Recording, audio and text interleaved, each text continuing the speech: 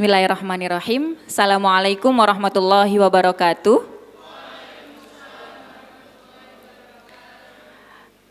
Rabbi shrahli sadri wa yassirli amri wahlul 'uqdatam min lisani yafqahu qawli. Amma ba'du. Yang saya hormati pengasuh Pondok Pesantren Al-Islah Sendang Agung Paciran Lamongan, pondok pesantren saya juga. Yang saya hormati Bapak Ibu dosen Sekolah Tinggi Ilmu Al-Quran dan Sains Al-Islah. Yang saya hormati ada BEM ya di sini ya, teman-teman BEM yang pasti membantu terlaksananya kegiatan ini ya.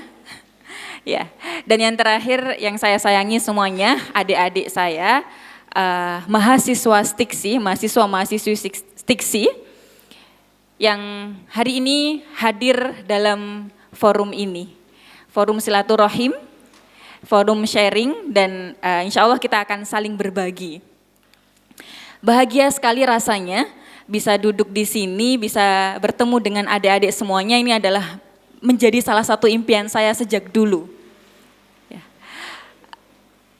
Bagaimana nanti saya berkiprah dimanapun, masih tetap kembalinya adalah ke Al-Islah. Itu adalah impian saya salah satunya, dan hari ini alhamdulillah melalui ya atas ridho Allah ya, dengan jalan yang tidak diduga bisa bertatap muka dengan adik-adik semuanya. Yang saya kenal beberapa saja, siapa ya, Mbak Ega, Mutia masih di sini. Nah, ada Mutia. Kalau yang laki-laki ada Izzuddin, siapa lagi ya, Zaki. Muzaki ya, ada ya, udah lulus, alhamdulillah. Angkatan pertama ya.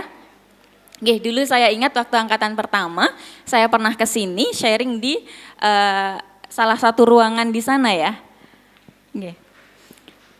Alhamdulillah, jadi saya sempat sedikit cerita dulu ya, sebelum mulai sambil disiapkan PPT-nya.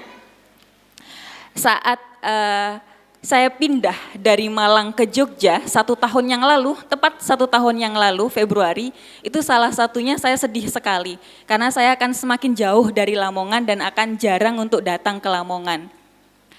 Saya berpikir bagaimana nanti caranya supaya bisa tetap terjalin dengan Lamongan, dengan Al-Islah, dengan jarak yang jauh. Kalau dari Malang, saya S1 S2-nya di Malang adik-adik, kalau pulang kan gampang ya, 4 jam. Saya rasakan kalau di Jogja itu 8-10 jam. Kalau naik travel lumayan kan? Jadi kalau mau pulang tuh berpikir dulu. Liburnya Sabtu Minggu, misalkan pulang hari Jumat, hanya 2 hari di sini gitu. Tapi qadarullah dengan jalan yang sudah Allah atur, akhirnya bisa kembali ke sini lagi dengan lebih intens dan bisa bertemu dengan semua adik-adik Stiksi. Ini adalah sebuah anugerah yang sangat luar biasa, alhamdulillah. Tentunya semuanya atas ridho, rahmat dan karunia dari Allah Subhanahu wa taala yang selalu harus kita syukuri.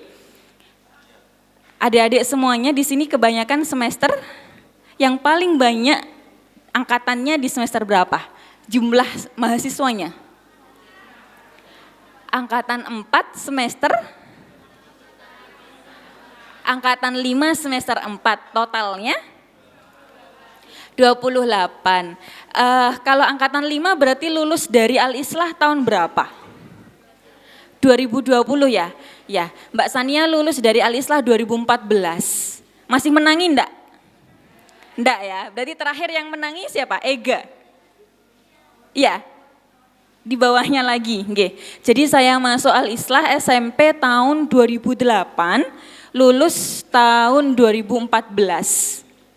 Ya, jadi enggak ketemu ya. Jangan panggil Bu ya, panggil Mbak Sania saja karena kita kakak adik ya.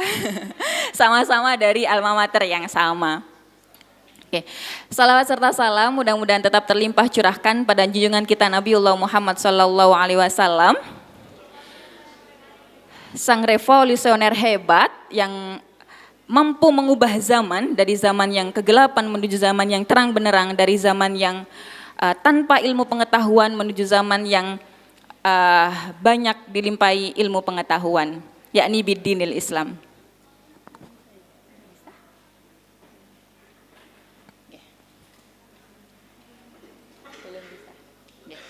Enggak apa-apa, belum bisa. Ini kita ini aja ya, langsung penyampaian saja ya. Di sini Mbak Sania tidak akan menyampaikan banyak teori, akan banyak bercerita pengalaman dan apa sih gambaran karya tulis ilmiah Al-Quran itu. Yang sudah mengikuti siapa saja yang pernah mengikuti? 1, 2, nggih. Yang Putri? Yang kemarin juara 1 Kabupaten Lamongan. Oh ya, alhamdulillah. Jadi sudah ini ya tahu gambarannya. Nah, minggu lalu adik-adik bertemu dengan Ustadz Yusuf ya, Prof Yusuf. Nah, beliau itu adalah salah satu pembina pertama Mbak Sania di bidang karya tulis ilmiah Al-Quran. Jadi waktu itu Mbak Sania kan jurusan fisika. Akan kemungkinan kecil untuk berhubungan dengan Bapak Ibu dosen jurusan lain. Tapi melalui karya tulis ilmiah Al-Quran, Mbak Sania memberikan diri. Kalau adik-adik udah ada yang baca buku ini, KTI Ki Journey. Nah, semua cerita perjalanan Mbak Sania dari awal mengenal MTQ sampai akhirnya ke nasional, saya ceritakan di situ. Nanti bisa dibaca. Berawal ceritanya pun dari Al-Islah. Gitu. Jadi dulu sebelum masuk menjadi mahasiswa, dulu adik-adik alumni sini namanya Mbak Laili Purnamasari dulu itu bisa masuk sampai provinsi atau enggak nasional. Bidangnya tapi syarhil Quran. Jadi setiap habis jamaah, beliau selalu latihan di lantai 3 masjid. Kalau syarhil kan butuh ini ya, butuh power yang bagus, butuh latihan secara terus menerus. Nah dari situ saya terinspirasi, kapan-kapan saya pengen ikut MTQ, itu impian saya. Nah saya bingung tapi MTQ kan banyak cabangnya ya deh ya, MTQ bukan hanya tilawah, tapi banyak, ada cabang tilawatil Quran, tartil Al-Quran, hifdil Quran, fahmul Quran. Salah satunya cabang yang bisa dipelajari adalah karya tulis ilmiah Al-Quran. Jadi kalau tahfidz kan hifdil Quran kan harus kita hafizah ya, kita punya hafalan. Tilawah juga harus punya modal suara. Tapi kalau karya tulis ilmiah Al-Quran tidak ada modal suara, tidak ada modal hafalan, tidak ada modal menulis kaligrafi, bisa dipelajari. Nah, waktu itu memang di sini belum ramai-ramai tentang MTQ. Kalau sekarang kan sudah banyak ya. Ayo ada event ini, ayo ikut gitu. Dulu tidak ada adik-adik. Tapi saya punya keinginan. Akhirnya qadarullah kok ya saya masuknya di UM. Dulu itu impiannya masuk jurusan kedokteran. Tapi 8 kali saya gagal adik-adik. Dari SNM, SBM, Depak dan sebagainya. Sampai pada akhirnya mau putus asa. Terus ada salah satu guru yang gimana kalau kita daftar jurusan lain. Salah satu opsinya ada di Universitas Negeri Malang, jalur mandiri prestasi. Itu jalur yang paling akhir. Jadi kalau nggak ikut itu mungkin saya bisa aja tahun depannya lagi kuliahnya. Jalur paling akhir, saya ikut jurusan apa Pak? Ambil pendidikan fisika. Ya udah saya masuk gitu. Jadi sebenarnya saya tuh nyemplung adik-adik. Nyemplung ke pendidikan fisika. Jadi ya udah bismillah. Nah, ternyata di Universitas Negeri Malang itu kampus yang 5 kali juara umum MTQ nasional. MTQ MTQ Jawa Timur juga. Jadi apa yang saya inginkan ternyata ada di sana. Kan pengen ikut MTQ. Nah, dari seluruh cabang MTQ yang pengen saya ikuti, saya coret satu-satu. Tilawah tidak mungkin. Tahfidz tidak mungkin. Kaligrafi tidak mungkin, tidak punya bakat. Yang paling mungkin ada 3 saat itu. Fahmul Quran, syarah Al-Quran, dan karya tulis ilmiah Al-Quran. Jadi saya coba ikut pembinaan ketiga itu. Fahmul saya belum pernah ikut lombanya, syarhil saya ikut. Maba saya ikut syarhil bersama dengan teman kelas saya. Ternyata gagal gitu ya. Saya menggunakan teks yang sudah digunakan. Kemudian tahun berikutnya saya mencoba di karya tulis. Ternyata jodohnya di situ gitu. Jadi sambil belajar menulis, sambil belajar juga mengkaji ayat-ayat Al-Quran melalui tulisan. Nah, barangkali di sini nanti yang Mbak Sania sampaikan agak sedikit tabu ya bagi adik-adik yang belum pernah mengikuti musabaqah tilawatil Quran. Hanya saja saya kira apa yang dituliskan di MMQ makalah Al-Quran itu dekat dengan kajian-kajian skripsi adik-adik. Saya pernah membaca salah satu skripsi, bukan membaca ya, sharing dengan salah satu mahasiswi stiksi terkait dengan karya akhirnya. Kok ini mirip-mirip dengan makalah Al-Quran ya, jadi ada sebuah isu, fenomena, kemudian dikaji, seperti itu ya, kurang lebih. Nah, barangkali nanti ada beberapa hal yang sesuai dan bisa diambil. Begitu ya, adik-adik. Oke. Nah, sebelumnya, sebenarnya saya menyiapkan PPT, tapi tidak masalah, nanti singkat-singkat saja dan banyak sharingnya saja ya. Kalau di musabaqah tilawatil Quran itu ada dua tipe adik-adik. Ada tipe musabaqah tilawatil Quran untuk mahasiswa dan ada tipe musabaqah tilawatil Quran untuk umum. Jadi kalau untuk mahasiswa berarti hanya mahasiswa saja yang ikut. Nah, nanti kalau ada MTQ Jawa Timur, adik-adik stiksi bisa ikut. Nanti, tapi terbatas kayaknya untuk cabang-cabang tertentu saja. Tapi kalau di nasional hanya kampus yang di bawah Kemendikbudristek. Jadi tidak masalah, masih ada kesempatan untuk ikut MTQ Jawa Timur. Nanti kalau ada adik mau ikut di cabang KTIA atau desain aplikasi komputer Al-Quran, ada namanya cabangnya desain aplikasi komputer Al-Quran, itu nanti bisa kita belajar bersama-sama. Karena kalau di Jawa Timur itu kampus swasta, kampus negeri semuanya bisa ikut. Ya. Nah, nanti akan tipenya berbeda cara penulisan KTIQ di MTQ mahasiswa dan MTQ umum. Kalau MTQ umum itu diikuti dari cabang anak-anak adik-adik. Pernah tahu ya? Jadi ada tilawah anak, tilawah remaja, tilawah dewasa, kemudian apalagi? Tilawah canet, cacat netra, jadi dari segala usia. Nama cabangnya berbeda. Kalau di MTQ mahasiswa itu karya tulis ilmiah Al-Quran. Tapi kalau di MTQ umum itu namanya musabaqah makalah Al-Quran. Isinya sama, pembahasannya sama, hanya saja formatnya berbeda dan ada sedikit teknis yang berbeda. Nah, KTIQ sendiri, karya tulis ilmiah Al-Quran sendiri itu adalah suatu karya ilmiah. Harus digarisbawahi ya, karya ilmiah. Berarti semuanya harus berdasarkan kajian ilmiah.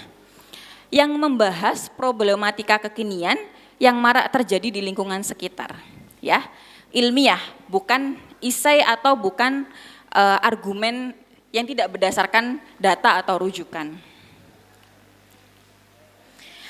Karya tulis ilmiah Al-Quran disertai solusi yang kredibel dari berbagai disiplin ilmu yang disandingkan dengan kajian ilmiah berdasarkan nilai-nilai universal Al-Quran.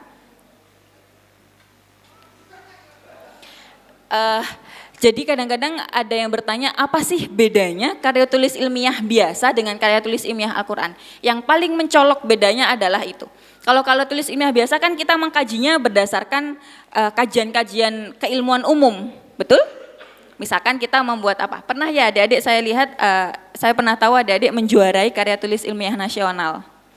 Nah itu kan kita punya isu, kita analisis berdasarkan disiplin ilmu umum itu, kemudian kita buat alternatif solusi. Bedanya kalau karya tulis ilmiah Al-Quran, analisisnya harus ada kajian-kajian Al-Quran dan kajian agama. Saya beri contoh aja gampangnya ya.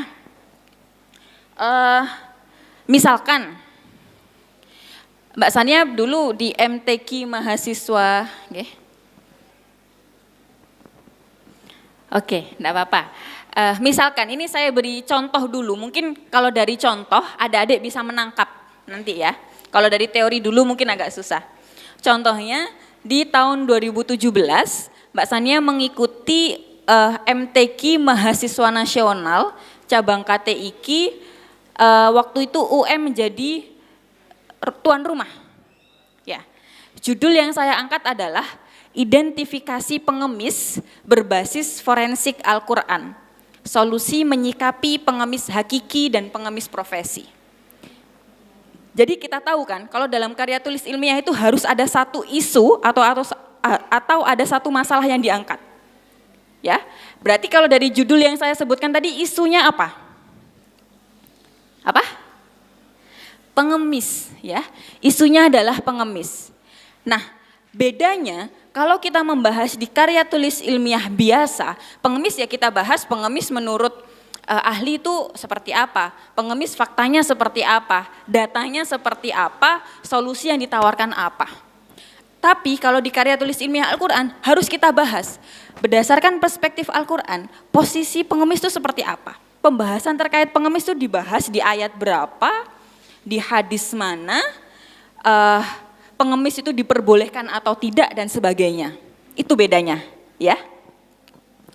Jadi di karya identifikasi pengemis berbasis forensik Al-Quran itu masalah utamanya adalah kasus pengemis. Adik-adik pernah tahu nggak di jalan-jalan ada seorang pengemis yang dia berkedok dusta, kayak pura-pura buntung, pura-pura berborok dan sebagainya. Kesel nggak kalau lihat? Dan ada fakta adik-adik, di Madura, ini nggak apa-apa saya sebut karena juga sudah dirilis di berita. Di salah satu daerah di Madura, itu ada namanya kampung pengemis. Dan semuanya kaya-kaya, rumahnya bagus-bagus, tapi mereka mengemis gitu. Itu kan sebuah fakta sosial yang menurut saya mengerikan gitu. Ada lagi fakta, tahun 2017 kalau nggak salah, di TMII, Taman Mini Indonesia Indah, seorang pengemis itu ketika beraksi dalam 1 jam, dia bisa menghasilkan penghasilan 100.000. Coba kalau dia sehari itu 10 jam, berapa yang dia dapatkan? 1 juta. Gaji 1 bulan berapa berarti? Bukan gaji, pendapatan 1 bulan berapa? Minimal bisa 29 juta atau 30 juta. Lebih banyak daripada PNS, ya enggak? Mengemis loh itu. Nah, isu-isu seperti itu yang bisa diangkat di dalam sebuah karya tulis. Ya. Nah, karya tulis adik-adik jangan disempitkan pada karya tulis ilmiah Al-Quran saja ya. Skripsi adik-adik itu juga karya tulis. Jadi pola pikirnya nanti dibangun dari pertama adalah ada isu atau problem. Ya, misalkan kalau dalam pembelajaran gitu ya, problemnya apa? Siswa sulit dalam mempelajari ilmu tafsir. Faktanya apa, datanya seperti apa, itu bisa diangkat. Oke, jadi berangkat dari problem dulu.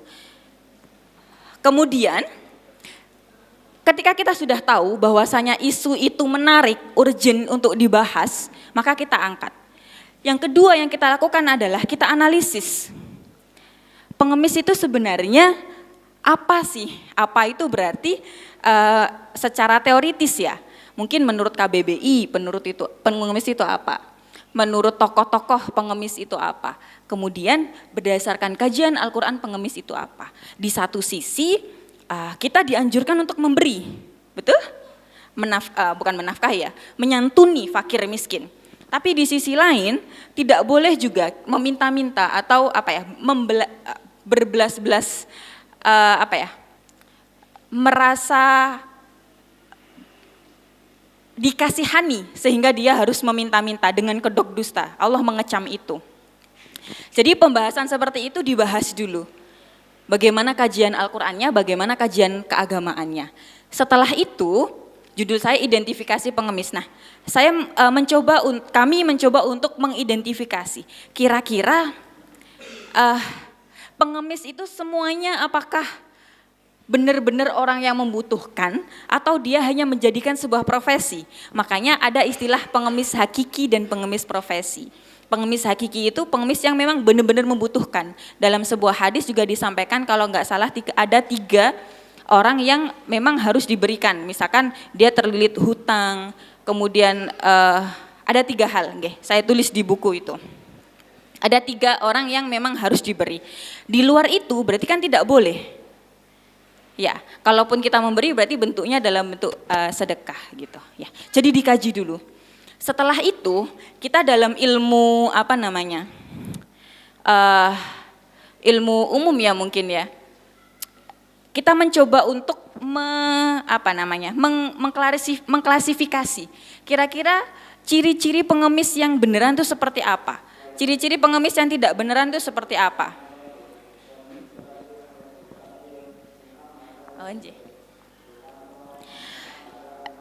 Nah, itu saya sebutnya berdasarkan forensik Al-Quran. Kenapa menggunakan istilah forensik? Dulu saya terinspirasi kasusnya Jessica Mirna. Ingat?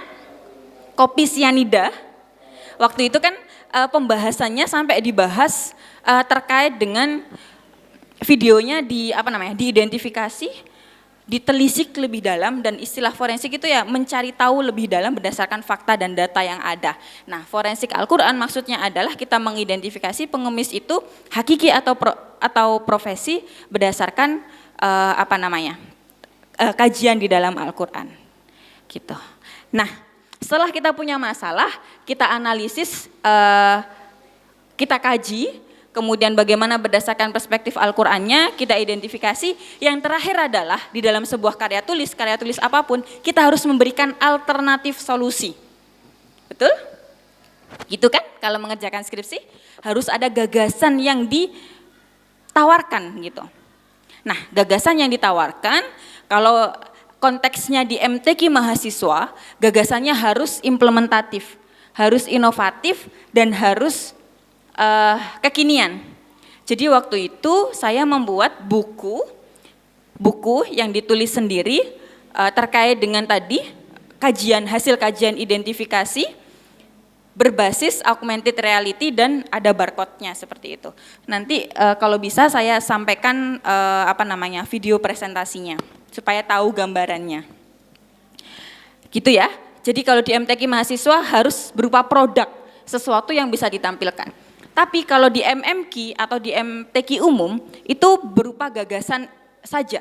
Jadi misalkan gagasannya adalah kita harus bijak dalam menyikapi pengemis. Kemudian yang kedua kita harus berhati-hati dalam kita boleh memberikan. Sebenarnya kajian yang dilakukan terkait pengemis tadi itu bukan kita menjudge, oh kamu jangan memberi, tidak.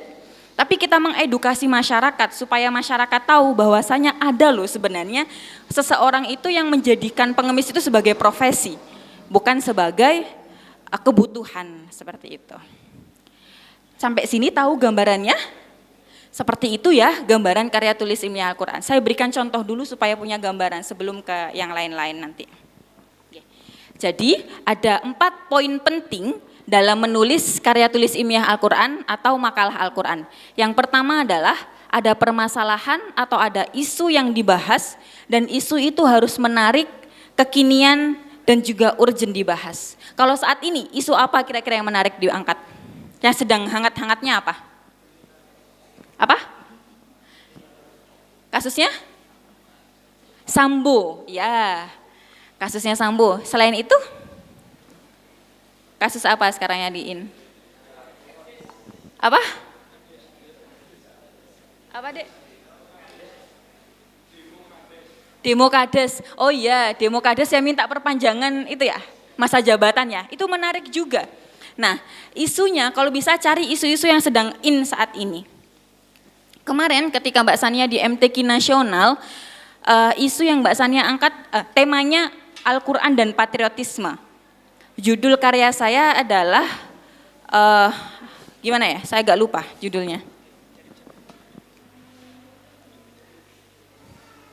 Judulnya Al-Quran dan Patriotisme Kontraproduktif, Fenomena Kepanikan di Tengah Pandemi COVID.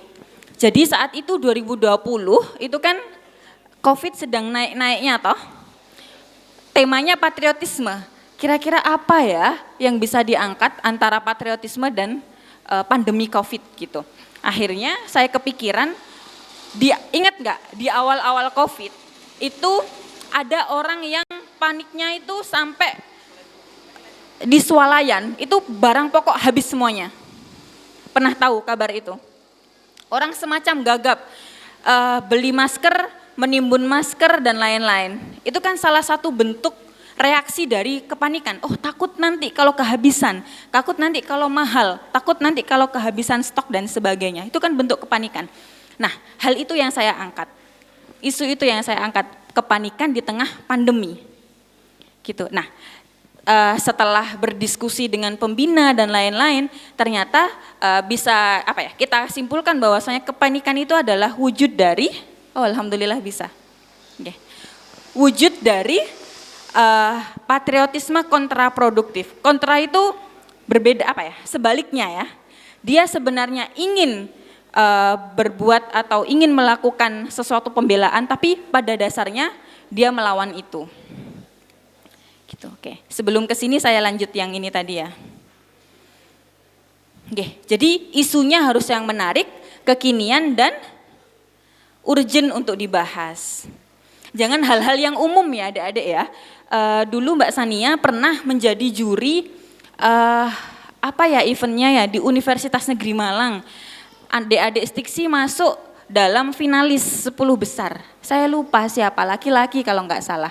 Tulisannya bagus, tapi isunya adalah isu umum yang sudah dibahas banyak orang. Jadi kurang tertarik. Pembina itu juri kurang tertarik gitu. Jadi cari isu yang kekinian dan menarik ya.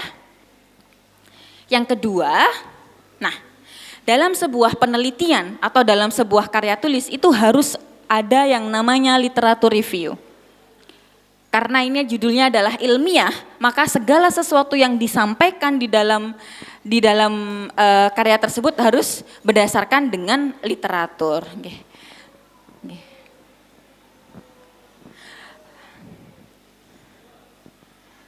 Enggak Ustaz. Nah, di dalam adik-adik kalau menulis latar belakang bagaimana urutannya? Yang pertama, yang sudah menulis proposal siapa? Ayo, angkat tangan. Proposal skripsi? Atau yang sudah selesai skripsinya? Yang pertama ada isu atau gambaran umum dari masalahnya. Yang kedua, apa? Kalau di dalam istilah akademiknya itu ada state of the art. Jadi kita mengkaji siapa saja yang sudah melakukan penelitian terkait dengan isu tersebut. Kemudian di mana letak gap-nya atau apa yang belum dilakukan atau apa yang belum sesuatu hal baru apa yang akan kita tawarkan. Si A sudah melakukan apa, si B melakukan apa, si C melakukan apa yang belum dilakukan. Nah, disitulah yang harus kita lakukan. Di situ nanti akan muncul sebuah novelty. Di dalam karya tulis ilmiah Al-Quran pun seperti itu. Harus ada sesuatu yang berbeda dari yang sebelumnya, dari yang sudah ditulis, ya. Nah, itu bisa didapatkan dengan cara literatur review.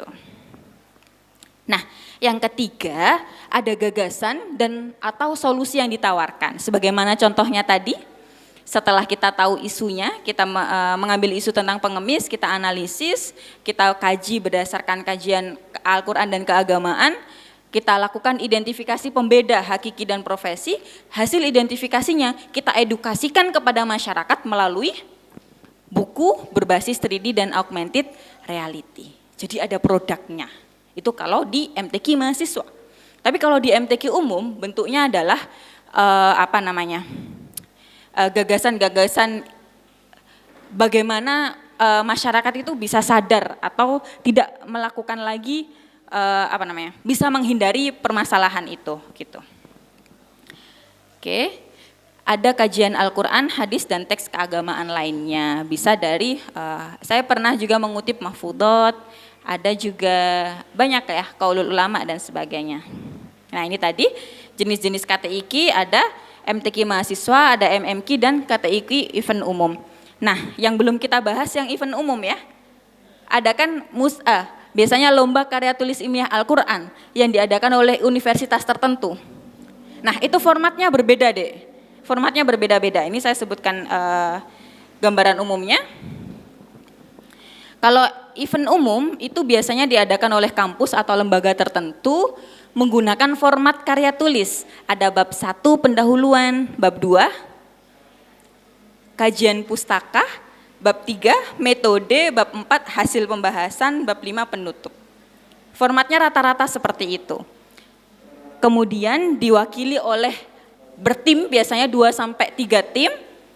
Nah, sistemnya itu seleksi dulu. Jadi adik-adik mengirimkan naskah, nanti siapa yang masuk ke final baru presentasi, gitu kan? Nah, temanya mengikuti template Kemudian biasanya ada panduan khusus dari panitia. Ini biar bisa membedakan. Tapi ini ya Dek ya, ini hanya sebatas perbedaan di format.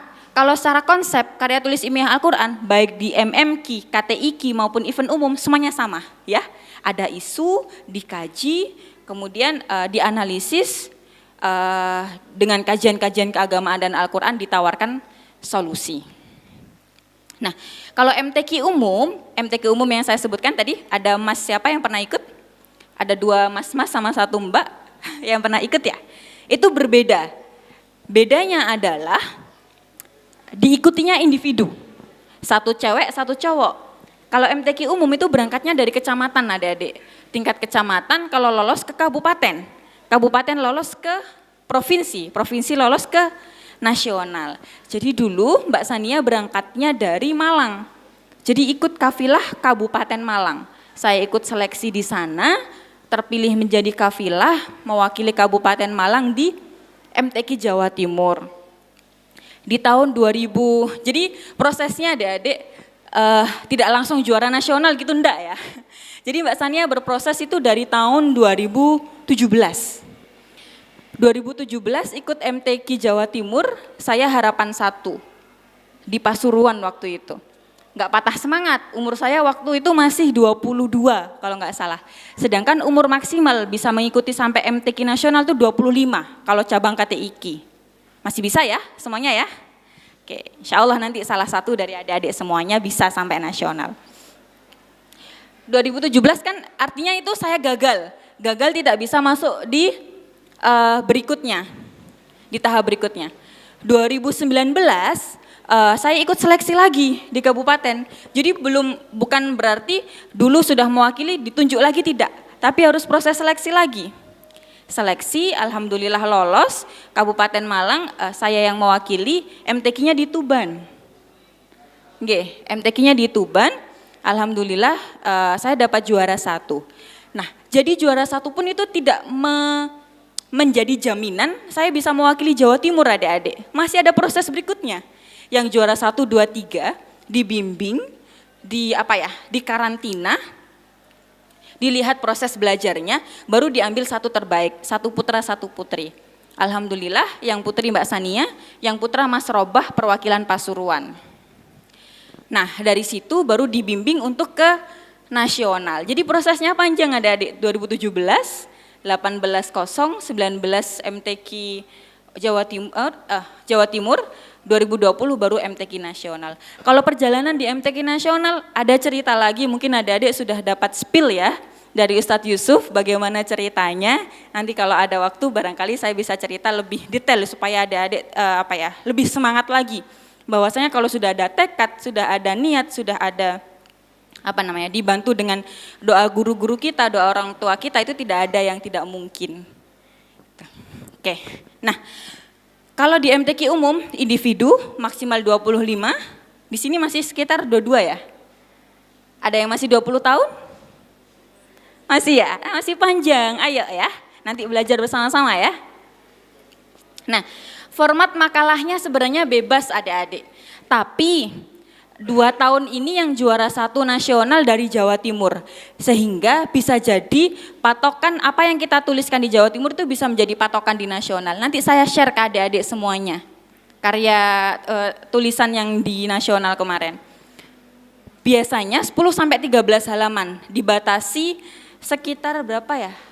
Saya kok agak lupa, 1.500 atau 3.000 kata gitu deh, antara 10-13 halaman. Nah, ini yang berbeda dan yang unik. Kalau di MTQ umum, adik-adik menulisnya di tempat. Kalau yang tadi yang MTQ mahasiswa kan nulis dulu, disetorkan, kalau lolos final presentasi. Kalau MMQ tidak. Jadi adik-adik datang ke lokasi lomba membawa laptop yang dikosongkan. Jadi kosong blong, tidak boleh ada aplikasi apapun. Dan membawa buku referensi, tidak boleh membawa flash disk, tidak boleh membawa HP. Membawa buku referensi, membawa jurnal ilmiah yang sudah di-print, kemudian dijadikan rujukan saat menulis. Jadi benar-benar dari nol. Word-nya masih kosong, menulis dari nol. Waktunya kalau penyisihan itu 9 jam. dari jam 8 sampai jam 5. Kalau semifinal itu dari jam 8 sampai jam 4. Itu harus menyelesaikan karya. Nanti Mbak Sania kasih tipsnya gimana 9 jam itu bisa menyelesaikan karya sebanyak itu dengan mulai dari nol. Rujukan yang boleh dibawa adalah rujukan yang cetak. Jadi kalau adik-adik punya mau mengutip dari koran online, dari koran atau dari berita online, itu bisa di-print, bisa ditulis rujukannya dari www apa, itu boleh. Artikel ilmiah boleh sekali.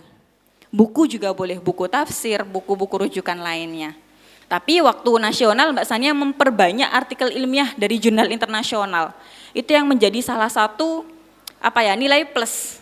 Karena Mbak Sania mengkaji tentang pandemi, yang waktu itu publikasi terkait dengan pandemi itu sedang gencar-gencarnya, maka daftar rujukannya kebanyakan 2020, bahkan 2019, bahkan 2020. Gitu. Itu yang menjadi nilai plus nanti.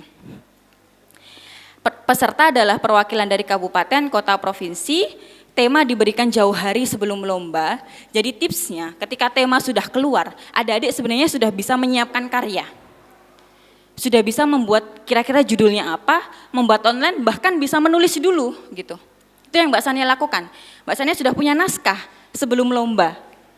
Nah, gimana caranya supaya hafal, dibaca terus, diingat-ingat, dan ditulis di catatan buku itu, misalkan paragraf 1 saya mengkutip, kajian utamanya saya mengkutip dari buku A.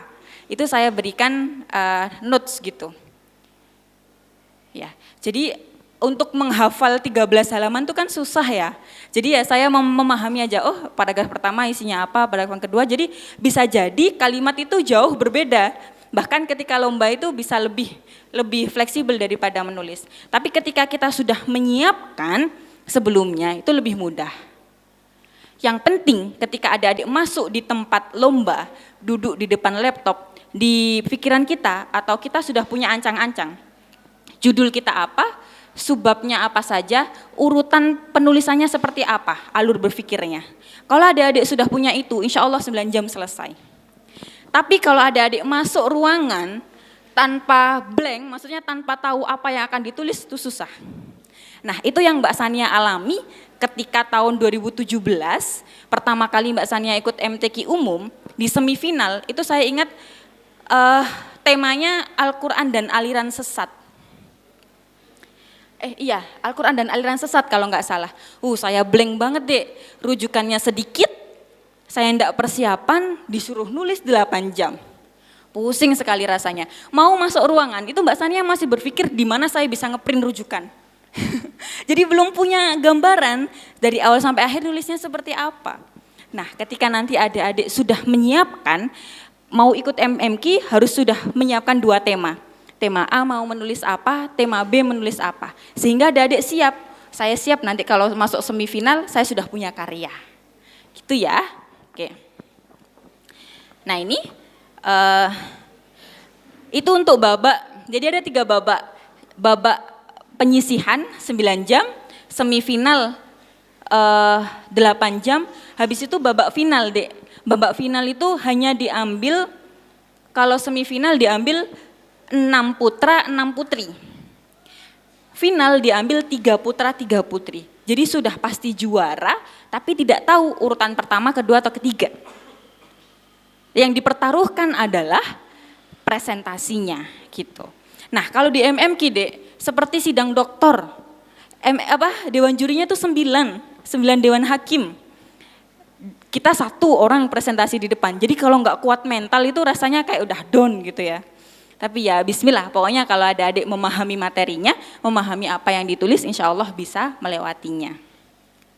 Jadi 5 menit presentasi, 20 menit tanya jawab. Oke, nanti kalau ada waktu saya tunjukkan salah satu presentasinya. Nah ini ini cukup singkat saja.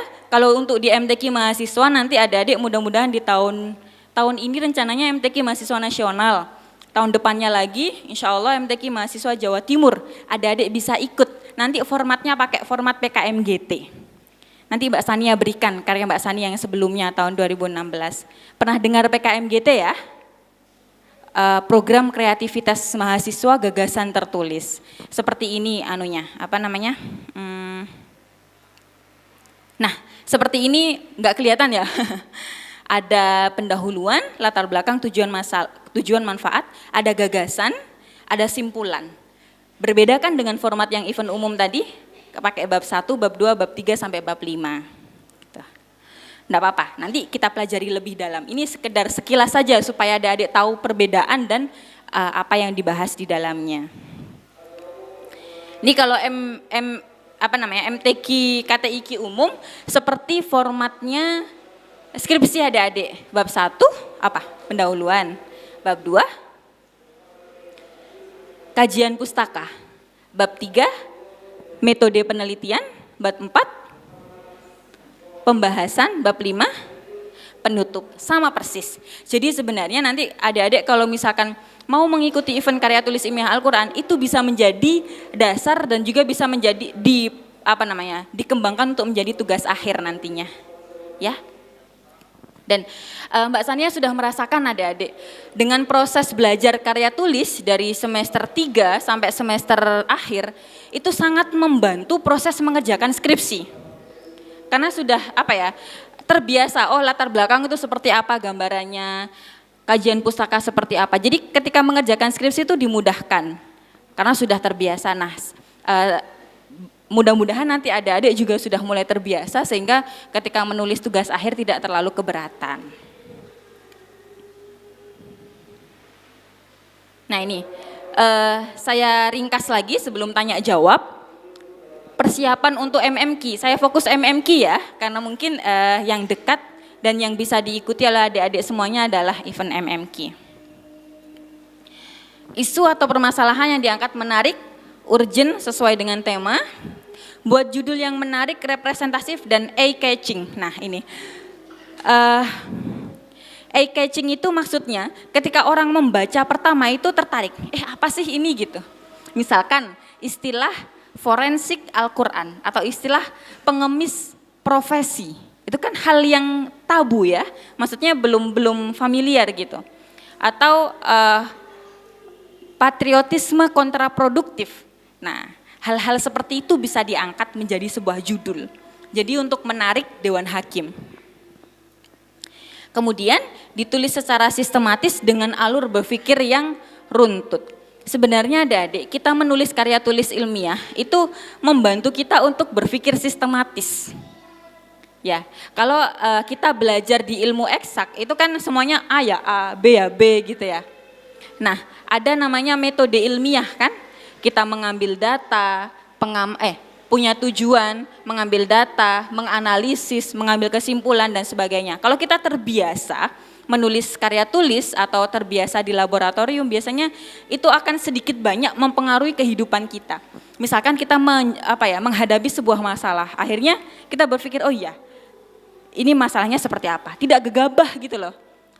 Jadi, oh ini masalahnya seperti ini, kemungkinan seperti ini, saya harus seperti ini, solusinya seperti apa? Nah itu nanti akan terbawa.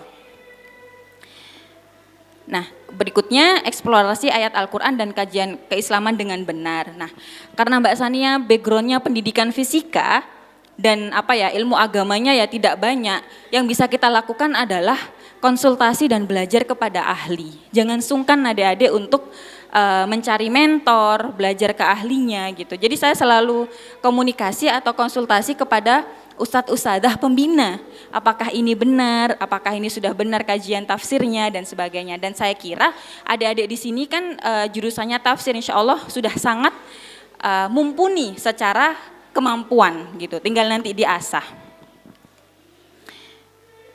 Rujukan harus sesuai, kredibel dan terbaru. Artikel ilmiahnya kalau bisa 5 tahun terakhir atau 10 tahun terakhir gitu.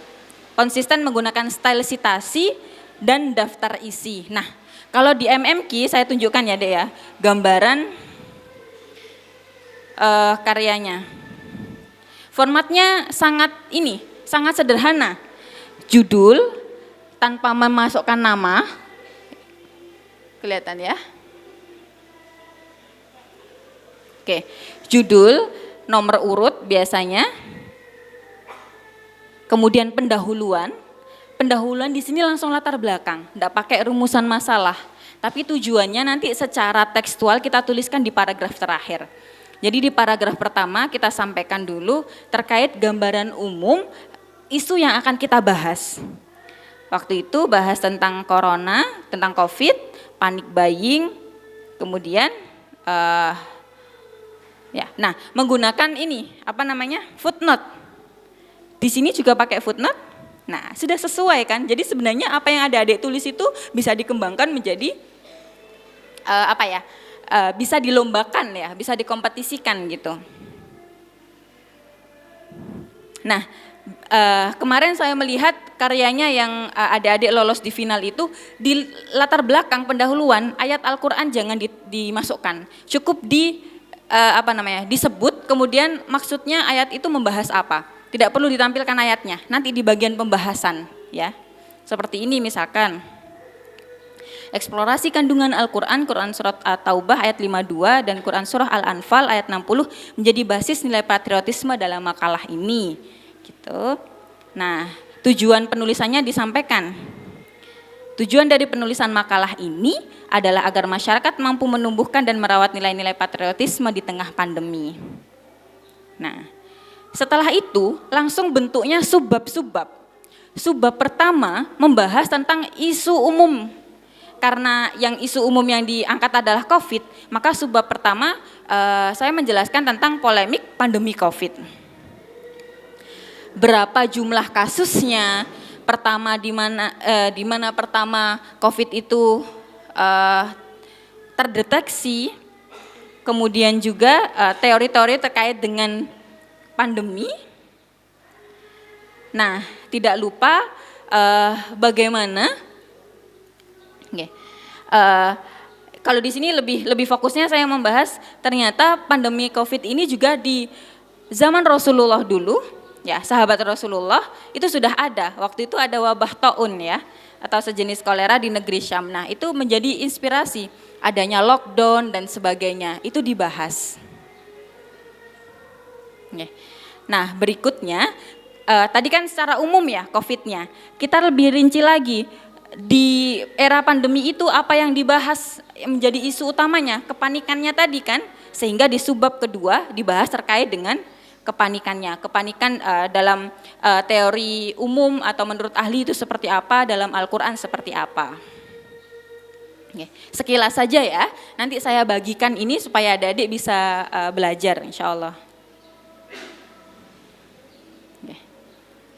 Oke, ini tentang kepanikan. Kemudian yang terakhir adalah, nah karena temanya adalah patriotisme, maka perlu juga dibahas patriotisme dalam konteks Al-Quran dan agama seperti apa. Dan solusi untuk menyikapi patriotisme kontraproduktif di pandemi COVID itu seperti apa. Ini ya. Oke. Ya, kemudian yang terakhir penutup, daftar pustaka. Simpel sekali kan? Hanya 10-13 halaman. Tantangannya adalah kita harus menulis di tempat itu, adik-adik. Ya. Tapi seperti yang Mbak Sania sampaikan tadi, kalau kita sudah siap sebelumnya, kita sudah persiapan, kita sudah punya naskah, kita sudah punya naskah yang full, tinggal kita hafalkan. Tinggal kita pelajari terus-menerus sehingga waktu berapapun yang diberikan itu insya Allah cukup. Ya. Oke, sampai sini saja sebagai pemantik ya untuk adik-adik, barangkali ada pertanyaan kita diskusi. Sampai sini tertarik enggak sama MMQ? Tertarik ya? Nanti kalau ada event KTIQ Mbak Sania share mau ikut ya? Ya insya Allah. Ya, mudah-mudahan nanti ada kesempatan kan meskipun berjauhan bisa pakai Zoom ya. Bisa pakai Zoom nanti bisa sharing atau bisa kita pelajari bersama karya ini apa yang harus diperbaiki dan apa yang harus disiapkan supaya bisa menjadi juara di event itu.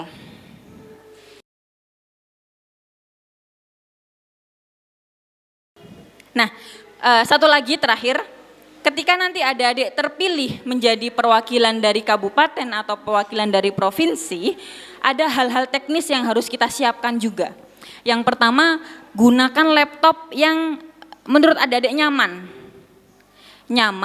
dan support gitu. Baterainya aman, kemudian nggak lemot dan sebagainya. Yang kedua,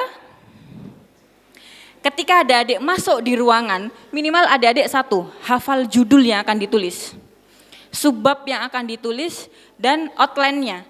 Misalkan di pendahuluan paragraf pertama saya mau membahas apa, paragraf kedua mau membahas apa. Yang penting itu. Nanti kalau adik-adik lupa teksnya, itu bisa dikembangkan sendiri dengan rujukan yang dibawa. Kemudian, susunlah referensi buku maupun artikel ilmiah yang dibawa sesuai dengan urutan. Jadi, dulu saya membawa satu koper, adik-adik. Satu koper isinya rujukan. Sudah saya urutkan, nanti pendahuluan bukunya ini. Pembahasan subbab pertama bukunya ini, artikelnya ini. Jadi sudah urut. Jadi ketika saya mau menulis tinggal ambil, oh yang atas ini, selesai saya sampingkan. Ini lagi selesai disampaikan, seperti itu. Menantang ya, insya Allah, tapi bisa kok. Yang terakhir, karena waktu menulisnya dibatasi, maka adik-adik harus punya timeline supaya tidak terlena. Misalkan 9 jam untuk 13 halaman. Maka kira-kira mungkin mulai jam 8 ya, 8, 9, 10. Setidaknya adik-adik pendahuluan sudah selesai. Jam 10 pendahuluan sudah selesai. 10, 11, 12, subbab pertama bahkan subbab kedua sudah selesai. Kalau bisa 3 subbab aja ya Dek ya. Subbab pertama itu untuk kajian umumnya, subbab kedua isu utamanya, subbab ketiga gagasannya. Nanti di sekitar jam 2:30, kalau bisa adik-adik sudah selesai semua subbab, tinggal penutup dan menata daftar pustaka. Sehingga waktu asar atau 3:30 itu sudah beres. Kalau setelah asar beres, adik-adik punya waktu untuk review ulang. Dibaca ulang apa yang typo, apa yang kurang gitu. Nah, kalau di Jawa Timur kita nanti ada proses ini Dek, cek plagiasi. Di atas 15% tingkat plagiasinya, sebagus apapun karyanya pasti gugur. Jadi benar-benar murni parafrase ya, parafrase dari kita. Tidak boleh langsung dari buku semuanya di copy paste, jangan. Ya.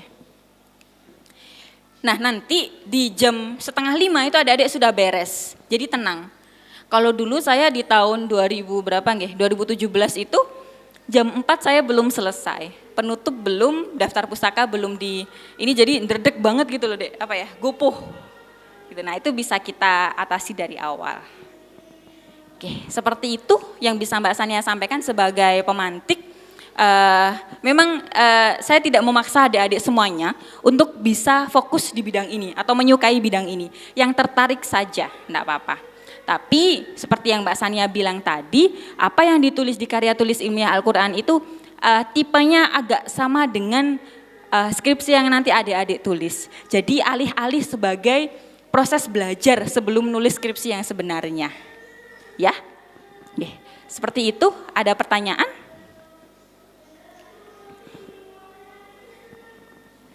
Sudah bosan? Oke, silahkan Dek.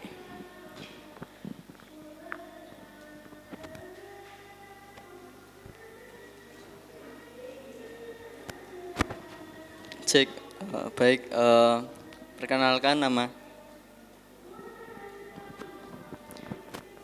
nama saya Ahmad Bustiawan.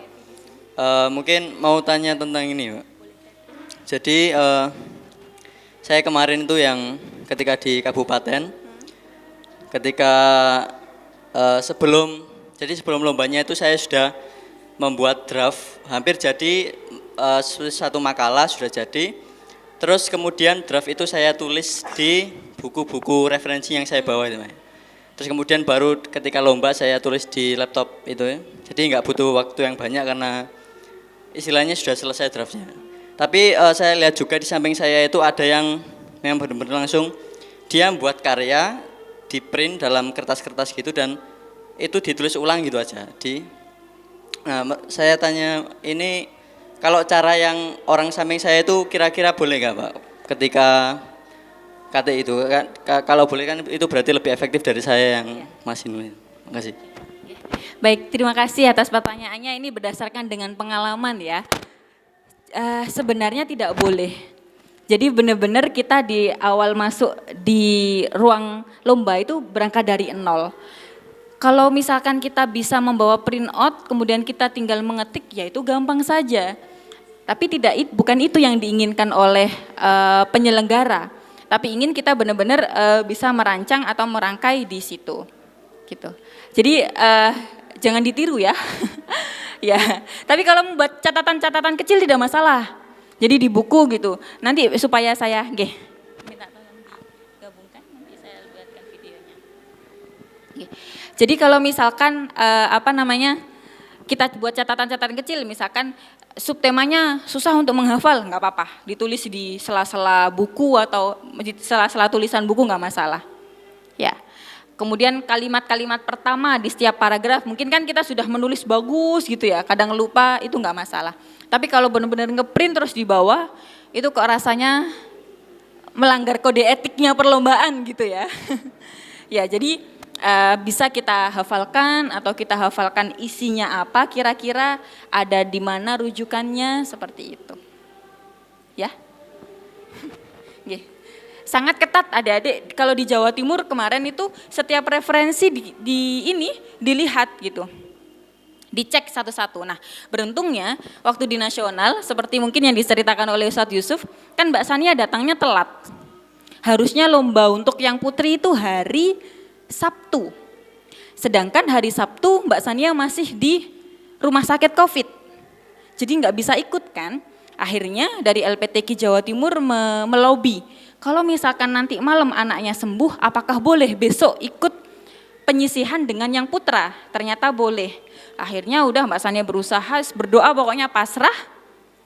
Ternyata malamnya Mbak Sania negatif. Pagi dicek, keluarnya malam negatif, langsung keluar. Besok paginya harusnya kan lombanya jam 8 sampai jam 4 ya. Sedangkan jam 8 Mbak Sania masih baru nyampe Jakarta. Berangkat dari Surabaya jam 6, jam 8 nyampe Jakarta, jam 9 terbang sampai Padang, jadi waktunya tinggal 5 jam.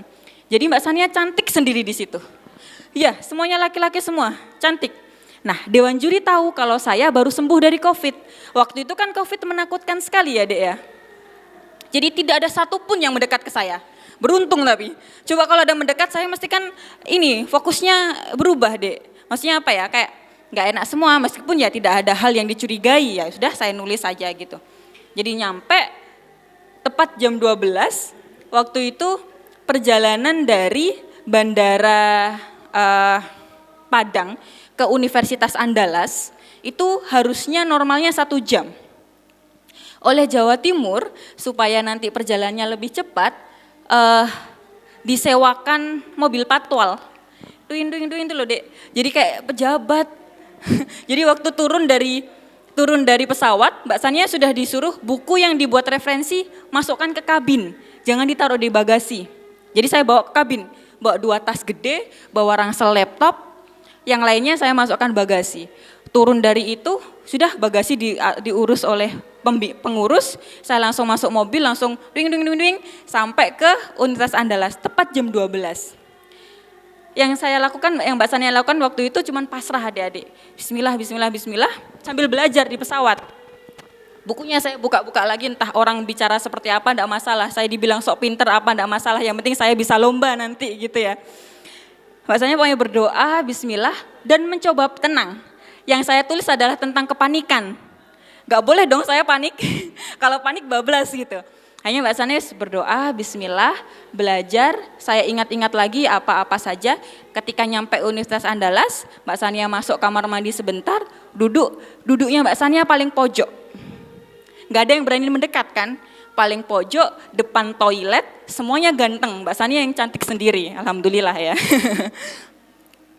Mulai jam 12 itu alhamdulillah jam 4:30 Mbak Sania selesai. Nah kalau di nasional, ayat Al-Qur'annya nggak boleh pakai Al-Qur'an in word. Tahu ya adik-adik ya, Al-Qur'an in word nggak boleh. Kalau di Jawa Timur boleh. Sehingga karya yang selesai harus di-print dulu. Di-print oleh panitia, kita menulis tangan. Nah Mbak Sania kan udah keder ya, 5 jam harus 4 jam ya, udah ngebut banget. Akhirnya tulisan Arabnya jelek banget. Udah keder semua gitu lah. Udah pada dasarnya tulisan Arabnya jelek ya, apalagi udah keder gitu. Jadi saat final dikritik sama salah satu dewan hakim. Di presentasi PPT kan kita menggunakan Al-Quran yang crop ya, jadi kan pasti bagus. Loh kok beda tulisan di PPT sama tulisan di makalahnya? Di makalahnya kok seperti ini, tidak bagus gitu.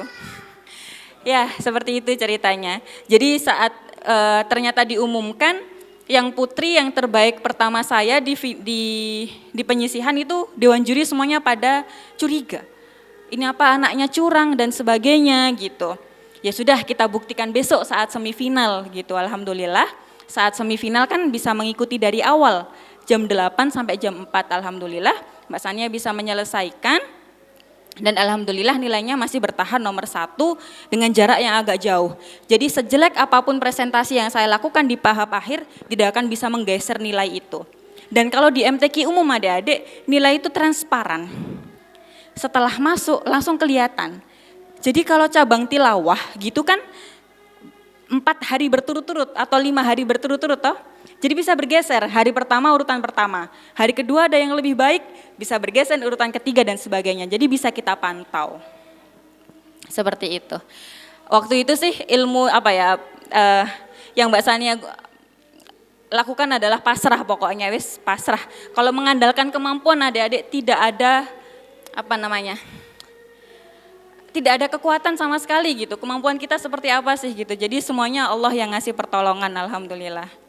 Gitu. Jadi nanti kalau lomba pun untuk saya sendiri, untuk adik-adik, meskipun kita merasa sudah bisa gitu ya, sudah persiapannya maksimal, jangan merasa pede dulu. Tetap berdoa, tetap minta doa ke orang tua, doa ke guru-guru kita dan pasrahkan ke Allah semuanya. Jangan merasa saya sudah bisa nanti bagus, tidak. Semuanya bisa terjadi dalam perjalanan itu. Ya. Oke. Jadi cerita. Ada pertanyaan lagi? Selain MMQ nggak apa-apa. Selain KTIQ nggak apa-apa. Lupakan sejenak, kita sharing yang lain boleh adik-adik, silahkan. Mau bertanya? Nggih, silahkan. Betul? Atau sudah cukup? Nggih, silahkan Dek.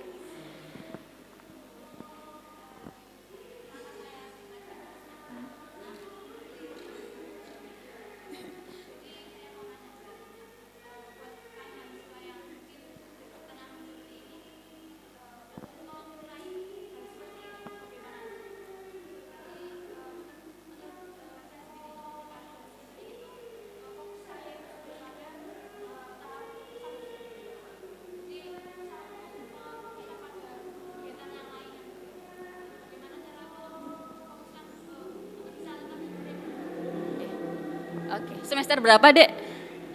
6, ya. Oke.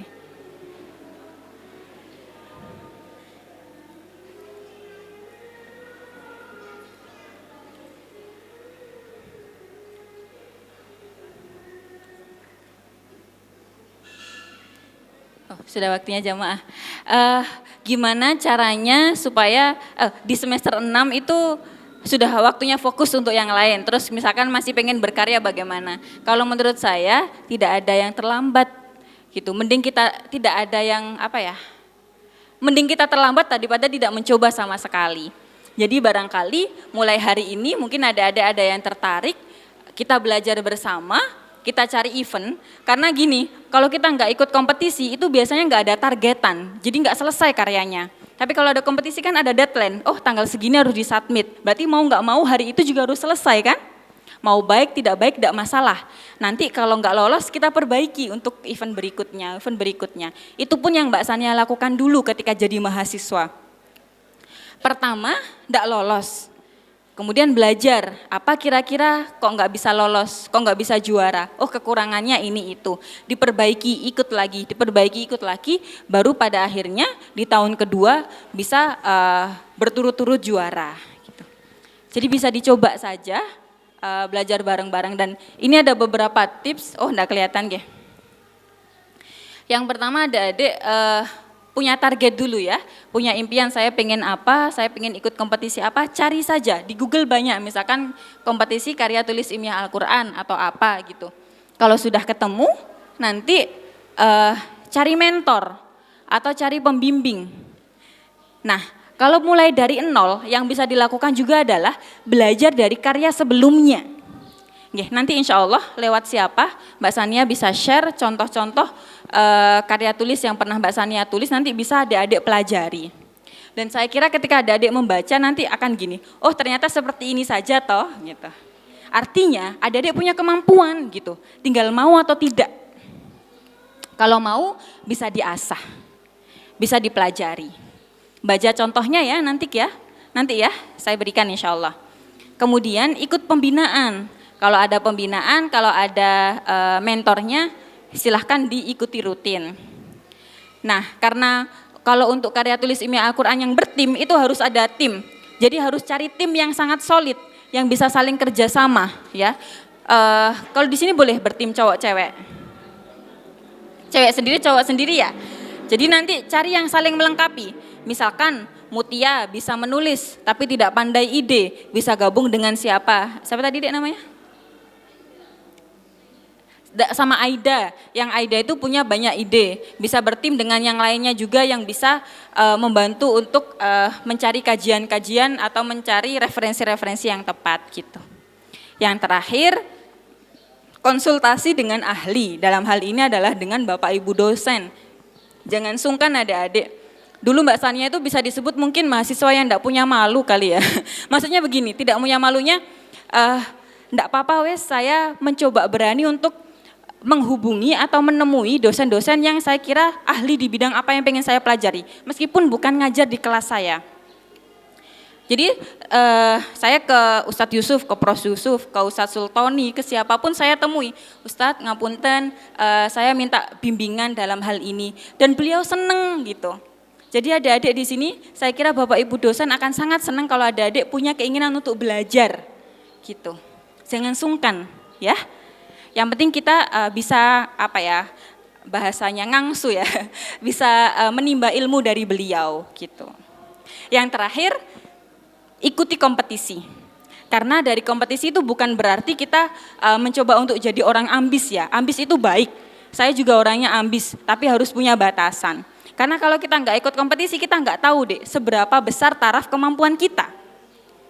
Kalau kita sudah ketemu dengan kampus-kampus lainnya, kita tahu, oh sebenarnya saya nggak masuk, atau misalkan saya lolos sampai final tapi nggak jadi juara misalkan, apa kekurangannya, apa yang bisa kita pelajari dari kelompok lain, itu semuanya proses yang bisa kita pelajari saat mengikuti kompetisi. Oke, seperti itu. Cukup? Oh ya, silahkan.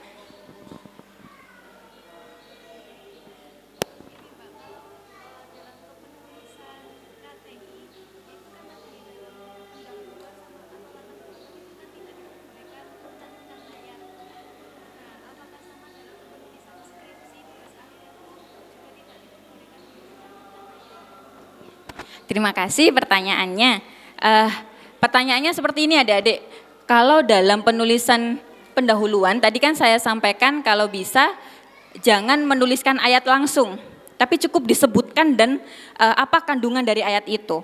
Nah, apakah sama dalam penulisan skripsi? Mbak Sania sebenarnya tidak bisa menjawab karena harus mengikuti format yang ada di sini. Kalau format di sini diperbolehkan, tidak masalah. Kalau format di sini tidak diperbolehkan, berarti harus mengikuti formatnya. Yang jelas, kalau dalam perlombaan karya tulis ilmiah Al-Quran, sebaiknya dalam pendahuluan cukup menyebut dan menyampaikan kandungannya saja. Nanti di dalam pembahasan baru dituliskan ayatnya. Seperti itu ya. Oke. Sudah cukup? Ada lagi? Ada lagi? Dapat poinnya ya adik-adik insya Allah. Ya alhamdulillah.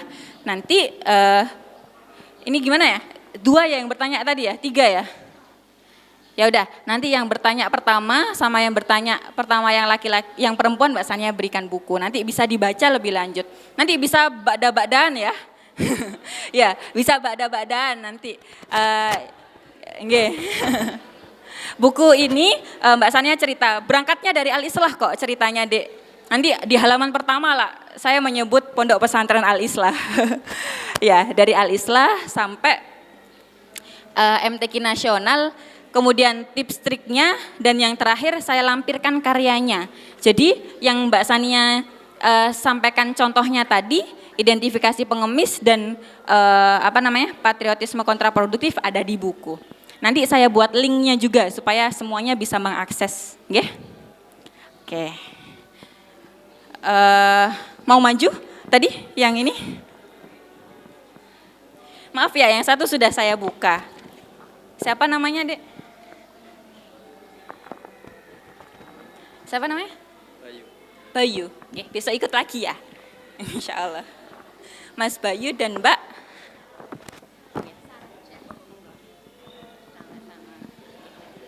Nanti bada-badaan ya.